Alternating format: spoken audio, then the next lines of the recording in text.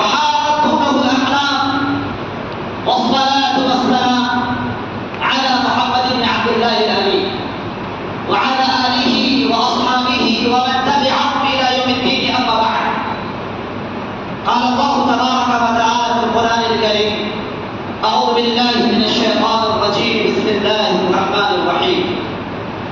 لقد كان لكم في رسول الله أسوة حسنة. صدق الله العظيم.